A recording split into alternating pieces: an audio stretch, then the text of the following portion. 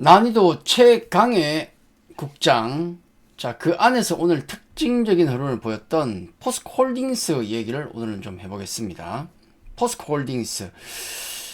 포스코홀딩스가 오늘 그 급등을 했어요. 최근에 뭐 꼬물꼬물 하다가 갑자기 오늘 급등을 했는데 왜 올랐을까?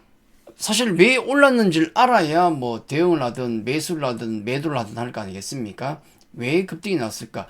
물론 우리나라 시장 같은 경우는 증시는 종목들이 갑자기 어떤 이슈에 따라서 그날 10% 올라갔다가 10% 급락했다가 좀 시세의 연속성이 없는 게 문제지, 그런 흐름 많이 보였죠. 다만 2025년 들어서는 그래도 연속성도 조금 보인다는 게 시장이 나아졌다는 것을 의미한다는 말씀을 드렸습니다. 수급이 많이 좋아졌다는 얘기죠. 자, 그러면 포스코홀딩스의 무슨 어떤 이유, 무엇 때문에 올랐을까? 분명히 어딘가를 자극을 했겠죠.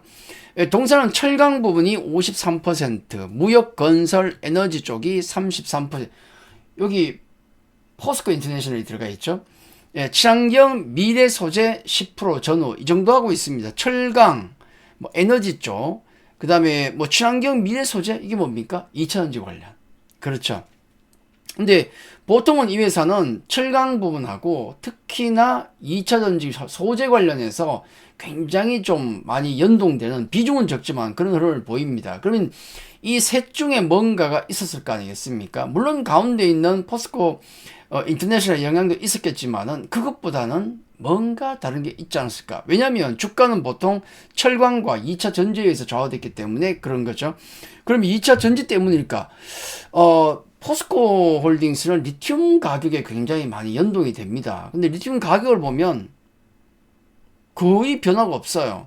2022년에 3년 정도의 피크를 찍고 나서 그대로 밀려서 지금 마시가 있는, 그쵸? 별 반등하는 그런 놈이 없습니다. 그러면은 이거는 2차 전지 쪽은 아니구나. 그럼 거의 이거는 철강 쪽 때문이라 그렇게 보시면 돼요. 자, 철강 관련해 가지고 이런 자극제가 좀 있었습니다. 관세 부과 후에 미국 철강 가격이 급등했다는 점, 단기적으로. 또 에너지용 강관 수요가 증가하고 있다는 점, 특히 미국 알래스카 사업이 부각되면서 이렇게 불을 확 지핀 거죠.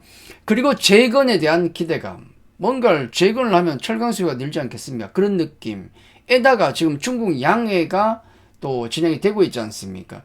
물론 내수를 부양한 쪽으로 봐서 뭐 다른 쪽, 뭐 IT 쪽 부양이라든지 이런 거 있겠지만은 항상 중국 양해 그러면은 예전부터 화학 철강 쪽이 약간씩은 움직인 경향이 있었거든요. 자, 요런 5가지 정도의 철강을 자극하는 포인트가 있었다는 거죠. 이것 때문에 올랐구나 라고 생각할 수 있습니다만은 제가 보는 관점은 조금 다르다. 왜냐하면 이런 거죠. 자, 포스코 홀딩스의 차트였습니다. 나중에 한번 여러분 심심하신 분들 한번 찾아보십시오. 한솔케미칼, 예를 들어 한솔케미칼, 현대위아, LG노텍, 롯데케미칼, 한국가스공사, 현대제철, 금호석유, 농심, 롯데쇼핑, 롯데지주, CJ제일제당, KG스틸, 신세계 등등등등등 많은 기업들이 또 있어요. 요런 기업들을 심심할 때 한번 차트를 한번 찾아보십시오. 거의 비슷해요. 이 모양하고. 예, 주가 박살났다가 요런 느낌. 요런 느낌이. 요 위치에 있는 그림이 요 그림이거든요. 이 기업들을 찾아보시면은 거의 이래요. 그러면은 요런 모양을 나타내고 있는, 바닥에서 올라오는 모양을 그리고 있는 이 종목들의 그림이 공통점이지만은 다른 공통점은 뭐가 있을까? 물론 약간 굴뚝주 느낌도 나고 합니다만은 LG노텍도 있잖아요. 있습니다만은 결정적인 공통점이 하나가 있는데 그건 바로 국민연금입니다. 연기금. 제가 국민연금 관련해 가지고는 여러분께 한번 내용을 우리 그 채널 영상에서 한번 다뤘습니다. 국민연금은 여러 번 다뤘어요. 한 3번, 4번 다뤘나? 결론적으로 국민연금을 제가 결론을 이렇게 내드렸죠. 결론적으로 이렇게 계산해 보니까 국민연금은 연기금의 주 세력이 전체가 우리 연기금 그러면은 국민연금 외에 뭐 사학연금도 있고 군인연금도 있고 뭐 공무원연금 등등 많습니다만은 역시 국민연금이 가장 크죠. 압도적이니까 국민연금이 28조 이상을 계산상 더 살 수 있다 라는 결론을 내드렸습니다. 그때 28조 이상을 계산상 더 살 여유가 있다는 거지 꼭 산다는 건 아니에요. 항상 그렇게 말씀드렸습니다. 계산상 그렇다는 얘기. 자, 연기금은 지금 어떤 전략을 취하고 있는가? 연기금이 언제부터 매수를 했습니까? 물론 뭐 작년 10월 그 전도 조금 매수했지만은 연기금이 본격적으로 매수한 것은 작년 11월 정도입니다. 그때부터 본격적인 매수를 해서 코스닥하고 코스피 모두 합해서 8조 이상의 매수를 기록하고 있어요. 굉장히 큰 금액이죠. 예. 그들이 뭘 사고 있는가도 가끔 보여드리는데 이들의 전략은 저 10월, 11월, 12월 저점이라는 거는 거의 PR이 8배예요, 8배. 물론 지금도 8배 후반입니다. 우리 시장은 우리 장기적으로 볼 때 PR 10배를 기준으로 아래 위로 왔다 갔다 했어요. PR 8배에서 좀 심할 경우는 7배도 가고 보통 8배에서 10배 갔다가 12배 갔다가 좀 심하면 13배, 14배 가끔 튕겼다가 다시 또 내려옵니다. 10배 갔다가 8배 갔다가 10배 갔다가 12배 갔다가 이걸 반복 사이클이거든요. 우리 증시를 보면 왔다 갔다 해요, 계속. 그러면 연기금의 전략은 과연 무엇일까? 8배 초반 정도부터 매수를 해서 10배에 판다. 이 전략이거든요. 사고 있는 종목을 보면 연기금을 가만히 보면 밑에 깔려있는 싼 종목을 사요.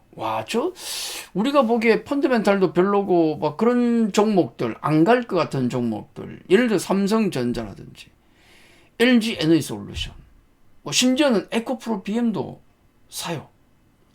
이런 종목을 삽니다. 밑에 깔려있는 종목을 사서 10배 정도 정상 가격이 오면 판다. 아마 이 전략을 구사하고 있을 가능성이 굉장히 높다는 말씀을 드렸지 않습니까? 그거는 우리 증시가 위기가 왔을 때, 주가 급락할 때 그런 전략을 국민연금이 자주 취했습니다. 이번에도 그런 것이 아닌가. 그런 관점에서 놓고 본다 그러면은 지금 사고 있는 종목들이 이해가 되는 겁니다. 이해가 되는 거예요. 자, 국민연금의 이름하여 빈집털이. 주가가 고점에서 최근에 좋은 흐름을 보이는 것도 있겠지만은 주가가 한동안 소입한 종목들은 정말 많이 빠진 종목들은 10배 빠진 종목도 있어요. 10배. 10분의 1토막도 있습니다. 즐비해요. 5분의 1도 많고 3분의 1 고점에서 3분의 1 토막 난 거 많습니다. 화학조, 철강조 보면 2차 전지도 거의 3분의 1 토막 다 박살났지 않습니까? 이런 박살난 종목은 다 수급 주체 다 떠났기 때문에 빈집이에요, 빈집. 그 싼 가격에 있는 밑에 깔려있는 그 종목들을 바로 국민연금이 빈집털이를 하고 있다. 빈집털이. 수급이 공백 상태입니다. 대신에 이 빈집털이가 성공하기 위해서는 시장 분위기가 안 좋으면 안 되죠. 시장이 이렇게 턴에서 올라온다는 느낌이 들 때 그런 분위기에서 하는 전략이에요. 자, 시장이 턴한다는 느낌은 어디에서 왔습니까? 제가 여러 번 말씀드렸던 부분, 추세선이 밑에서 턴하고 있다는 말씀을 드렸지 않습니까? 이미 2, 3주 전부터 턴했어요. 자, 그런 상승 추세를 보여주고 있기 때문에 그런 흐름 속에서 국민연금의 빈집털이 전략은 먹히고 있는 겁니다. 먹히고 있는 거예요. 아까 보셨던 이런 종목들 보시면은 좀 많이 오른 종목도 있고 대부분은 약간 초입 국면. 이 정도입니다. 타겟 수익률은 이런 기술적 반등이 나올 때, 물론 항상 이런 반등이 나올 때는 뭔가 핑계거리는 있어요. 어디서 부양책을 한다더라. 철강 가격이 오른다더라. 뭐가 어떻다더라. 항상 있습니다. 뭔가 핑계는 있어야 올라갈 거 아닙니까? 그걸 빌미로 보통은 바닥에서 20에서 한 40%까지는 올라가요. 요게 기술적 반등이고, 여기서 만약에 포스코 홀딩스라도 20에서 40% 올라가다가 만약에 펀더멘탈이 바뀌는 사건이 터지면 계속 가는 거죠. 대부분은 여기서 꺾이는 경우가 많아요, 1차적으로.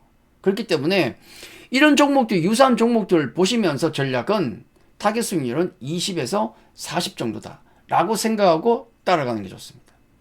대신에 이런 수익이 이미 나버렸다. 30% 전후 수익이 나버렸다 그러면은 거기서 먹어봐야 한 5에서 10% 정도 아니겠습니까? 10% 나오고 나서 추가적으로 요거 먹고 나서 급락이 나올 수도 있거든요. 다시 갈 수 있어요. 빈집털이는 들어갔다가 나오는 겁니다. 이런 차트가 많이 나와요. 이 종목도 들어갔다 나올지 계속 밀어붙일지 모르겠지만은 일단 단기 타깃 수익률은 20에서 40. 이게 이미 나와버린 종목이다 그러면 따라 붙을 필요가 없다는 얘기입니다. 그런 종목들은 눌림목이 나오기 때문에 눌림목 때 매수를 하면 돼요. 한 번 더. 이게 한 번 갔다가 추세선 돌아 나오죠? 돌아 나오지 않습니까? 추세선 돌아 나오고 급등을 20에서 40 갔다가 그 다음에 조정받고 다시 죽든 올라가든 결정이 되는 거예요.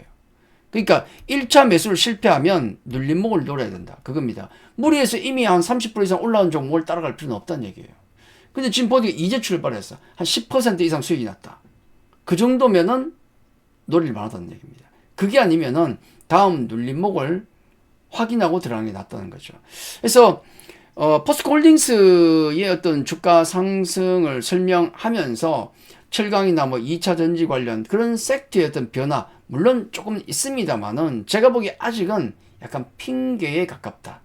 그래서 연기금의 어떤 빈집털이의 핑계일 뿐이 아닐까 하는 생각이 듭니다. 그래서 지금 전략은 이런 연기금이 매수하고 있는 유사한 종목들을 초반에 들어가서 끊어먹고 나오는 전략이 가장 무난하지 않을까.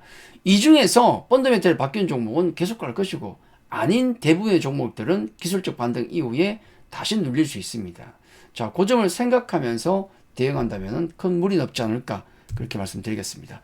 자, 오늘 내용이 괜찮았다면 구독, 좋아요, 알림 설정까지 해주시면 감사하겠습니다. 오늘 여기까지입니다. 감사합니다.